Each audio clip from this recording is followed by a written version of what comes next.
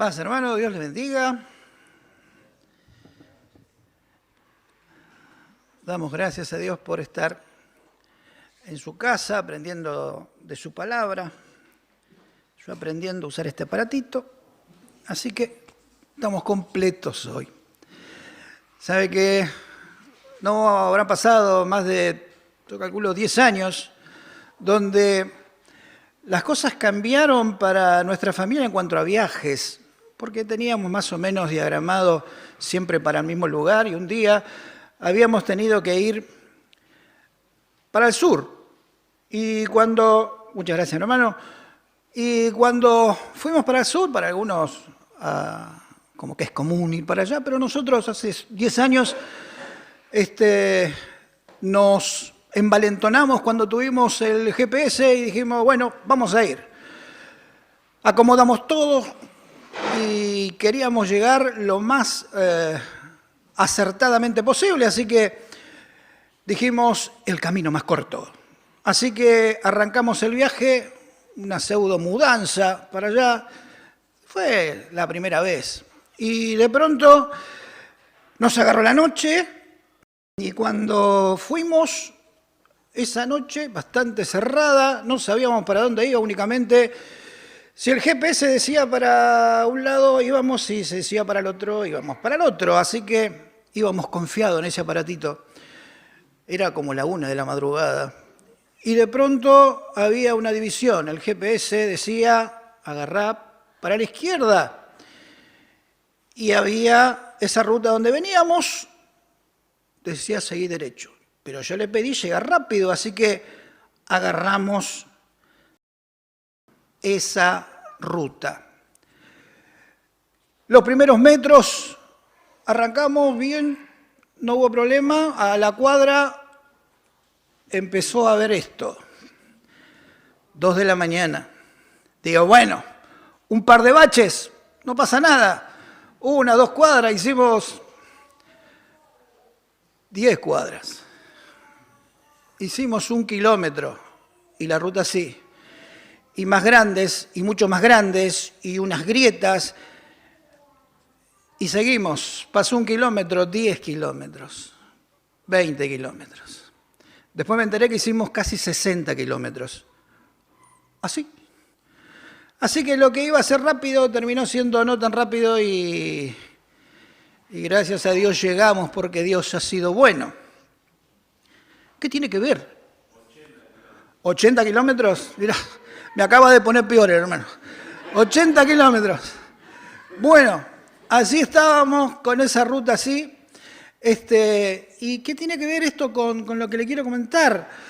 Uno cuando le entregan un pasaje, enseguida empieza a ver cuántos versículos son y digo, wow, qué bueno, 7 versículos. Y digo, esto está buenísimo, lo vamos a poder explayar y demás. Y empecé a leerlos, y cuando empecé a leerlos, eran los pozos. Esquivaba uno y me caía en el otro, y así todo. 7 versículos donde quiero que usted me siga, que no se descuide en nada, porque verdaderamente esto ha hecho dividir iglesias, ha hecho pelearse hermanos contra hermanos, 7 versículos, pero habla prácticamente de 4 temas fundamentales en las cuales queremos compartir en este día. Nuestro hermano el jueves pasado hablaba como una introducción a cómo decía nuestro hermano Pablo a Timoteo, cómo se debía orar. Y en esto vamos a seguir ahora. Lo que quiere hacer Pablo es hablar específicamente de la oración del hombre y también de la mujer, cómo debía hacerse. Acuérdese que Efeso era una iglesia especial, donde como veníamos recorriendo este pasaje, donde había muchos que se creían maestros, enseñaban cosas distintas, muchos venían y en vez de unir a la iglesia la dividían. Pero quiere Pablo que cada uno ore de la mejor manera. Dice entonces en estas instrucciones sobre la oración, Pablo expone entonces cómo iba o cómo quería que ore tanto los hombres como las mujeres en la iglesia de Éfeso. Primera de Timoteo, quiero pues que los hombres oren en todo lugar, levantando manos santas. Arranca la primera palabra acerca de esto que dice quiero. No estaba imponiendo una voluntad, era un deseo de parte de este Pablo. Me gustaría que cada uno pueda orar levantando manos santas. Era una costumbre en aquel tiempo levantar sus manos. A ver, lo que quiero que también entendamos en esta noche, algunas cosas que practicamos o las hacemos distintas, pero esto, que lo hagamos distinto, no implica que el que las haga de una forma sea más santo que el otro que no las hace. Y que el otro que no las hace de esa forma donde nosotros creemos o queremos que se haga, pasa a ser un enemigo. La verdad que todos tenemos un mismo Padre, todos tenemos un mismo Redentor y por todos murió Jesús. Entonces, lo que vamos a tratar de interpretar en esta noche es simplemente algunas diferencias que uno las toma, otro no, pero no pasa a ser del diablo uno y de Dios otro. Porque cada uno de nosotros va a poder interpretar mediante el Espíritu Santo lo que Dios quiere que aprendamos. Dice entonces, como una forma de decirlo, quiero que estén los hombres orando en todo lugar, levantando manos santas. Como decíamos, era una costumbre en aquel tiempo. Otra traducción habla en cuanto a levante las manos con pureza de corazón. Tiene que haber esto de dirigirse a Dios de la mejor manera. Con un corazón limpio. Es verdad que muchas veces se nos va contaminando nuestra vida por situaciones, por circunstancias, pero sin embargo el deseo de Pablo era que cada uno cuando levante sus manos los haga de la mejor manera. Pero no quiere decir esto que el que no levanta las manos está orando mal. He visto a personas orar de distintas formas, desde tirado en el piso, arrodillado, hasta con manos en el bolsillo o en hojotas.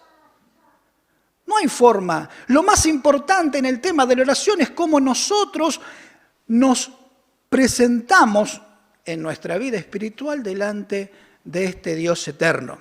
Entonces, no estamos diciendo de que a partir de ahora ustedes, si no levantan las manos como en aquel tiempo la iglesia de Éfeso, usted está orando mal. No.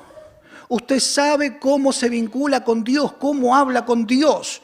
Usted sabe cómo en su interior entiende que tiene que presentarse.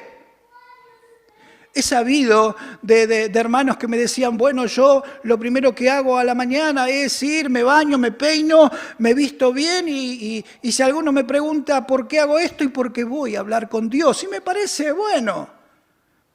Otro dice, apenas abro los ojos, me tiro de la cama a dar gracias por un día más de vida. Cada uno tiene sus formas, sus momentos, pero lo importante es que tanto usted como yo podamos estar vinculados a Dios. El que no lo hace como nosotros no pasa a ser nuestro enemigo, pasa a ser otro que tiene una vinculación distinta con el mismo Dios y que fue salvado por el mismo Jesús que cada uno de nosotros. Y dice entonces, levanto manos con pureza de corazón. Y después viene esto que dice, sin ira ni contienda. Pareciera ser que las manos se levantaban y a veces bajaban. Había problemas ahí. Por eso es que tiene que ir Timoteo. Algunos lo llaman como el segundo Pablo. 15 años yendo por los caminos que iba Pablo, a veces compartiendo cárceles, a veces compartiendo situaciones difíciles. 15 años allí al lado de Pablo. Era un segundo Pablo. Por eso es que tiene tanta confianza Pablo en Timoteo para que haga esto. Dice entonces, sin ira ni contienda. Acuérdese que había falsos maestros, había gente que estaba enseñando distintas cosas, entonces como que se miraban, como que no se soportaban, como que había una especie de problemas entre ellos. Pero Pablo dice, quiero que en todo lugar levanten sus manos, sin ira ni contienda. No están ahí para pelear, no están ahí para competir, no están ahí para hacer nada de eso. Como lo hace el mundo, están allí para adorar y bendecir el nombre de nuestro Dios. Competir no se compite. Cada uno de nosotros está en un lugar para hacer un servicio. Y ese servicio, como decía recién nuestro hermano orando, cada uno en el lugar donde le toca está sirviendo al mismo Dios.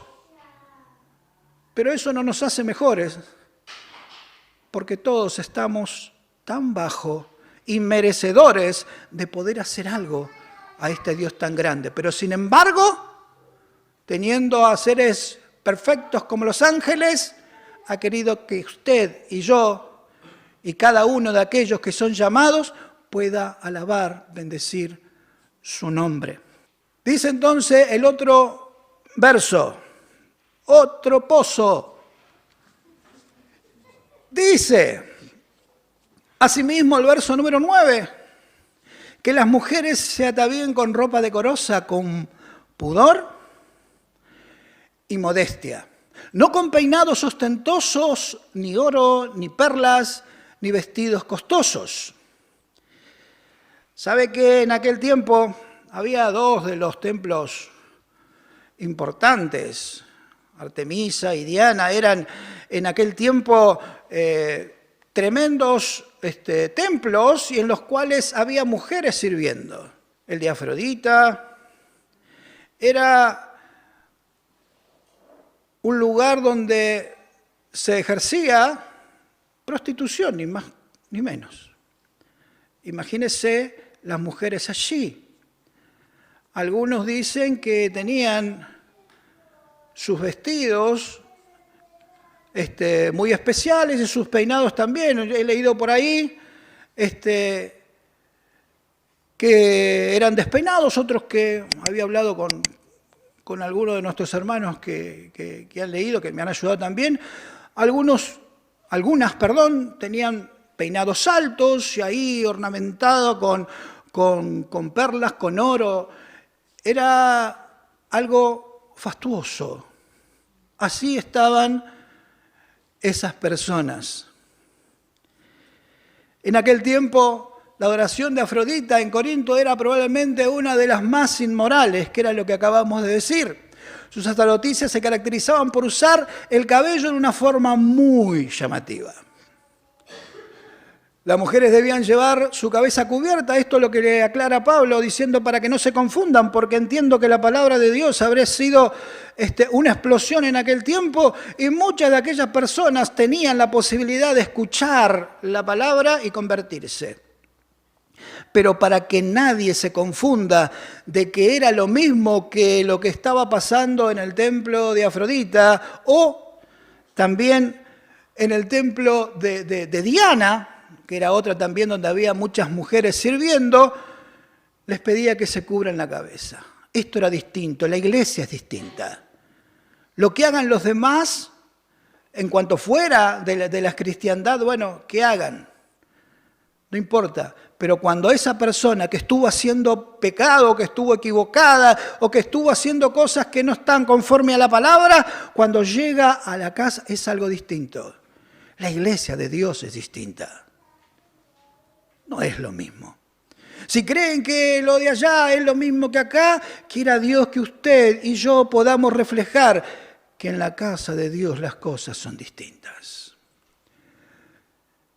Por eso es que recomendaba Pablo a Timoteo, asimismo que las mujeres se atavíen con ropa decorosa, con pudor y con modestia. No con peinados ostentosos, ni oro, ni perlas, ni vestidos costosos, sino, dice la palabra, con buenas obras como corresponde a las mujeres que profesan piedad. ¿Qué significa esto? Que lo que le estaba pidiendo era que se diferenciara. Lo que hacías antes en aquel lugar, ahora acá no. Tenés que brillar por algo especial, porque dice la palabra que se vistan de buenas obras. Se vistan de esa forma. Porque podían venir con los vestidos que usaban antes, con los peinados que usaban antes. Pero acuérdese cómo era, que algunos tenían algunas decoraciones de perlas, de oro y esas cosas. Y todas las mujeres que estaban en la iglesia no tenían la posibilidad de hacerlo. Entonces había una diferencia, quizás se sentía menos la mujer humilde, la mujer que no tenía esa posibilidad de vestirse de esa forma y quedaba mal. Era ponerle una carga a los que eran humildes. Mi hermana, mi hermano, lo que está diciendo es, no se vistan de esa forma. Lo que era antes, ahora no. Vístanse como los que profesan piedad. Vístanse de buenas obras.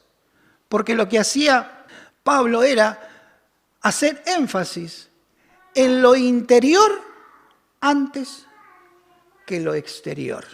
Porque había puesto acá que la oración de Dios no es más eficaz o eficiente por cómo vestimos o cómo nos vemos. Cada uno de nosotros sabe el vínculo que tiene con Dios. Y yo sé que por más que esté vestido de una forma humilde o vestido de otra forma, el vínculo no cambiaría. Pero bendito sea Dios que siempre pongamos delante la humildad. De saber que somos inmerecedores, como dijimos antes, y sin embargo, como dice la palabra, su oído está atento al clamor de su pueblo. El oído de Dios está atento a lo que sale de sus labios. Pero quería una iglesia sin diferencias. Quería una iglesia donde todos sean iguales. Tengan o no tengan delante de Dios, todos iguales. Y también que algunas mujeres, como se vestían lindo, decían, bueno, acá, ¿quién va a ser la presidenta? Mírame, de cualquier tipo de reunión. Mirá cómo estoy para la revista Caras, ¿sí? Pero no es así. Las cosas de Dios no se manejan así. Vestirse como aquellos que manifiestan piedad. Sigue diciendo después, la mujer, siguen los pozos, la mujer aprenda en silencio con toda sujeción. La mujer en aquel tiempo era bastante rebajada en cuanto a la mentalidad judía. Hay una oración que yo quería compartirlas con usted. La oración judía dice, gracias por no ser gentil. Eso lo entendemos, por ser parte del pueblo. Gracias por no ser esclavo, otra de las cosas que podríamos llegar a entender. Y el tercer punto dice, gracias por no ser mujer. Chocante para estos tiempos, pero así hay una oración judía. Y a veces nos choca, fíjese la mentalidad que tenían. Pero las cosas cambian muchas veces, porque decía que aprenda en silencio. Hay una película que había visto, estrenada en 1980, siempre les traigo una película, en 1983, y habla de una mujer, en este caso, Barbra Streisand, no iba a poner nombre, pero sí, la vieron. Buenísimo. Barbra Streisand, que hace de la hija de un rabino, la cual quería aprender de la palabra, ansiaba la palabra, amaba la palabra.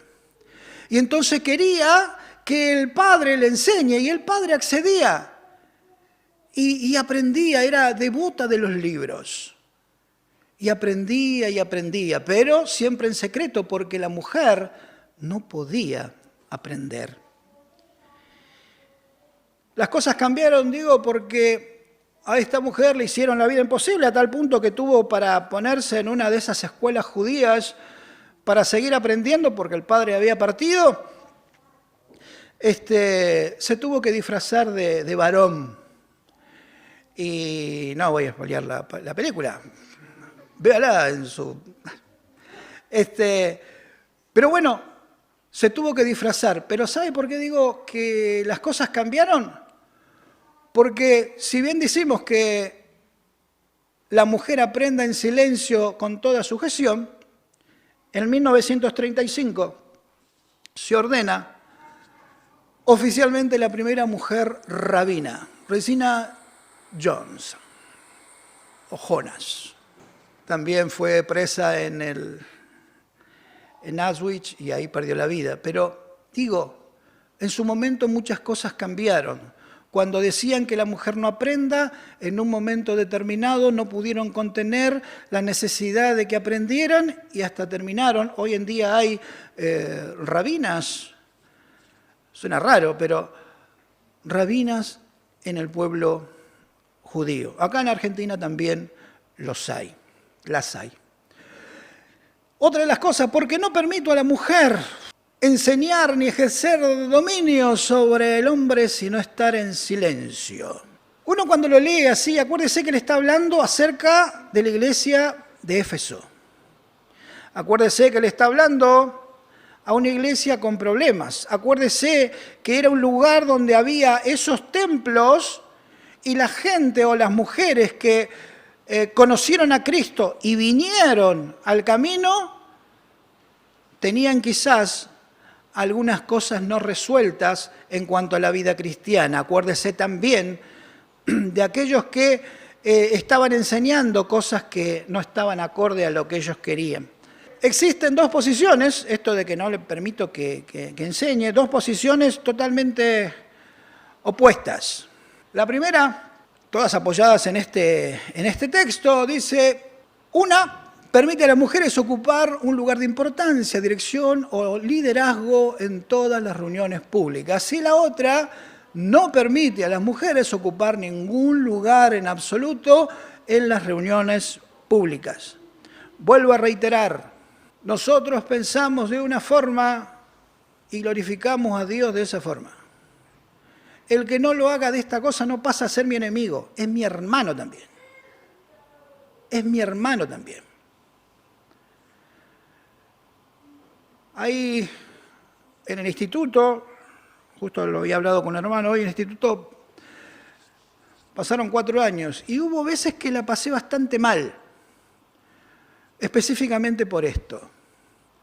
Porque hermanos decían, bueno, yo estuve en una denominación así y así, y de pronto ellos hacían esto y lo otro, y entonces ahora conozco la verdad. La flauta. Cuando esto se empezó a repetir, digo, ¿qué pasó acá? Pero digo, bueno, estamos acá para aprender, estamos acá para sacarnos las dudas, y bueno, el hermano tendrá que seguir aprendiendo. Pero 2 por 3 me aparecía un profesor que también hacía esos chistes. Y digo, ¿qué pasó acá? El que no hace lo mismo que uno no es mi enemigo. Orá por él si Dios tiene que revelarle algo. Y que ore por mí si eso me molesta.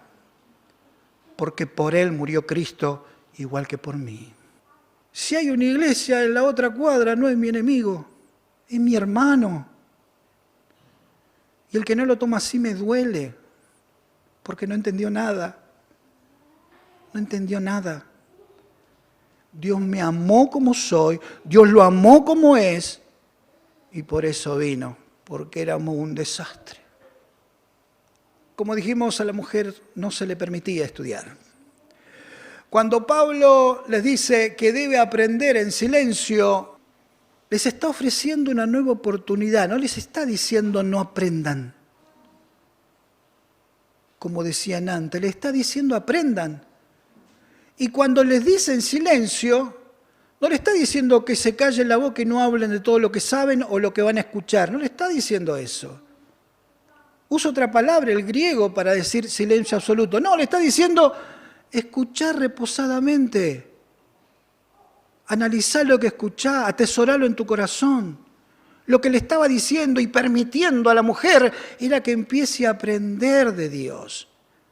Pablo sabía, y acá habíamos anotado algunos de los ejemplos, sabía que las mujeres trabajaban en la iglesia. Priscila, por ejemplo, enseñó a Apolos, el gran predicador, allí en Hechos capítulo 18, del verso 24 al 23, dice, y comenzó a hablar con denuedo, estaba hablando de Apolos, en la sinagoga, pero cuando lo oyeron Priscila y Aquila le tomaron aparte y le expusieron más exactamente, ¿qué dice? El camino del Señor. Hay otras mujeres también. Fede trabajó en la iglesia, Romanos 16:1. María, Trifena, Trifosa. Pablo reconoce que las mujeres públicamente oraban y profetizaban. ¿Dónde está? Dice, pero toda mujer, en 1 Corintios capítulo número 11, verso 5, pero toda mujer que ora y profetiza con la cabeza descubierta, afrenta su cabeza, porque lo mismo es que se hubiese rapado. Lo que queremos poner en énfasis, ahí está, que ora y profetiza. Porque Adán, dice el verso número 13, faltan poquitos, fue tomado primero y después Eva. Los hombres en la iglesia de Éfeso serían los primeros en hablar y enseñar porque tenían más experiencia. Acuérdense que las mujeres, y volvemos al tema de dónde podían llegar a venir, no tenían en ese momento la capacidad de discernir de todo lo que se estaba hablando, ¿sí? Acuérdense de los falsos maestros, podían ser tranquilamente engañadas o confundidas. Entonces, primeramente, no las podían poner en un lugar especial porque le faltaba experiencia. Y aparte ahí toma algo que tome como notorio, ya empieza a hablar de Adán y Eva. ¿Y por qué digo que notorio? Porque vamos a ver qué pasa con esta conversación, con esta carta, con esta guía de Pablo a Timoteo. Dice el verso 14, y Adán no fue engañado, sino que la mujer siendo engañada, dice, incurrió en transgresión. Pablo no justifica a Adán en cuanto a la caída, al contrario, le da para el campeonato también, ¿sí? Pero sí habla de que la mujer fue engañada. Pablo pone sobre Adán la culpa primaria por la naturaleza pecaminosa del hombre, esto en Romanos capítulo 5, del 12 al 21. Y después viene un cráter. Dice, hablando de la mujer, pero se salvará engendrando hijos, si permaneciere en fe, amor y santificación con modestia. De ninguna manera podemos decir que la salvación viene por tener hijos, porque si no sería por obras, porque si no esto carecería de valor en cuanto a por qué vino Cristo. Si la mujer teniendo hijos ya estaría salva, no significa eso. Las teorías, las más frecuentes sobre este texto de que la mujer se salvará engendrando hijos, las mujeres serán salvadas espiritualmente a través de la crianza de hijos metafóricos, dice una de las tendencias, que son la fe, el amor, la santidad y el dominio propio. Pareciera que alguno trató de esgrimir algún tipo de aclaración a este texto diciendo, no, son hijos metafóricos, son algo que se tiene que preocupar.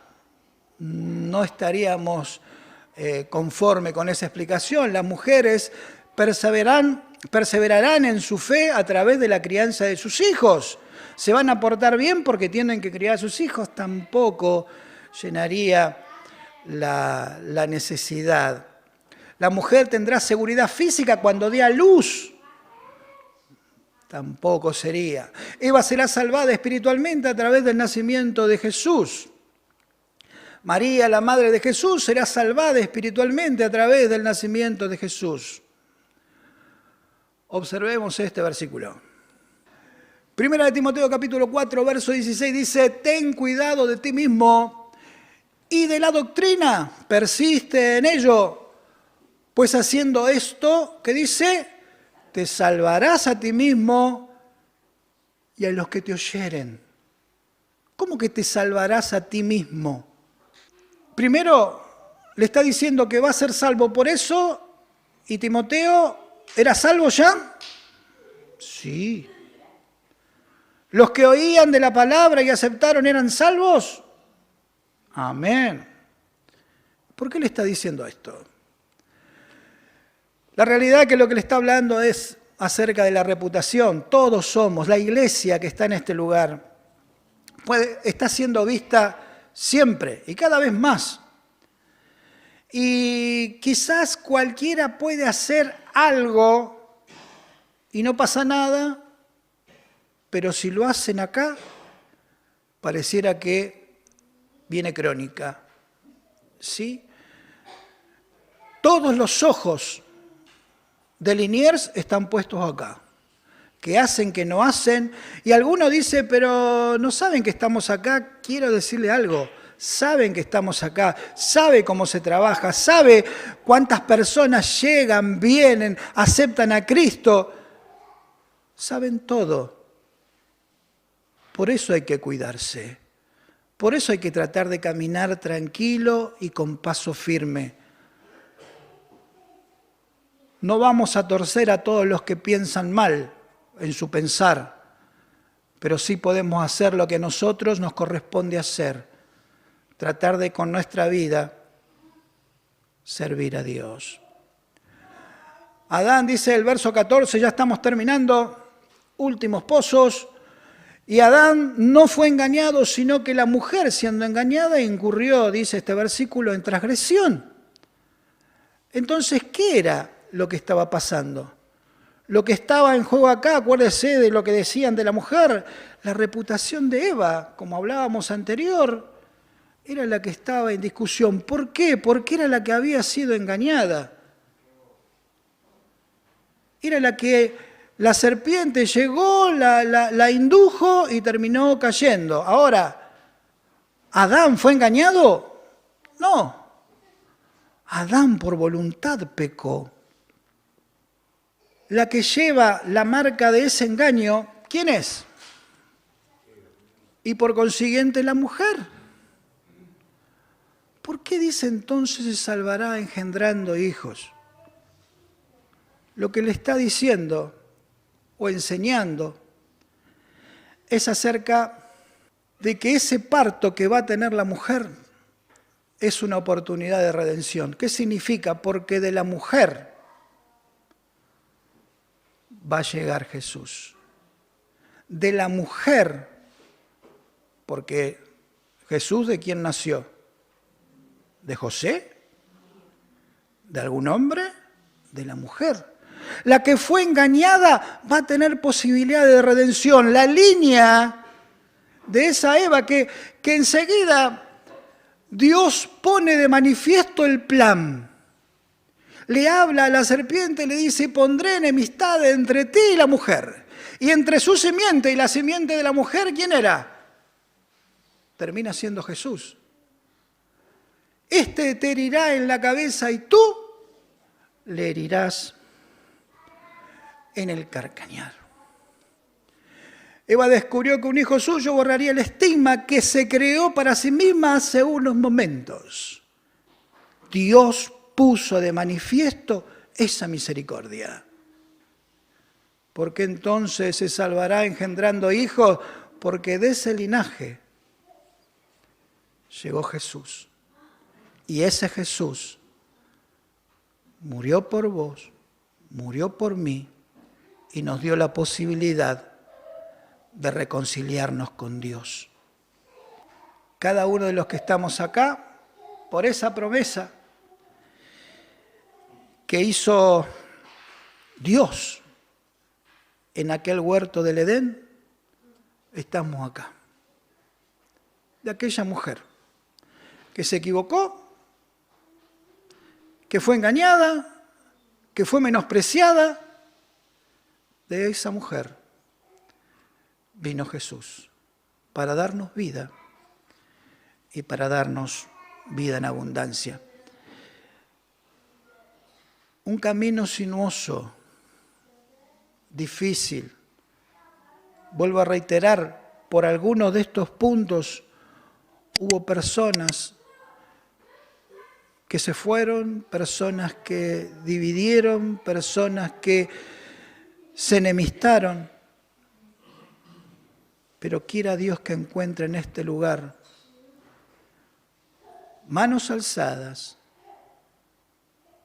o abajo, pero honrando a Dios cada vez que camine, cada vez que su vida esté en un lugar que pueda reflejar que en su vida reina Cristo. Hay una oportunidad para la mujer, gloria a Dios.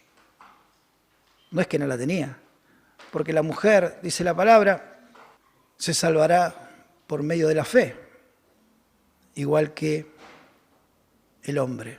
Ahí nos equilibramos, ahí nos ponemos igual, ahí nos quiere Dios, sabiendo que tanto hombre como mujer necesita del Hijo para poder estar con Él.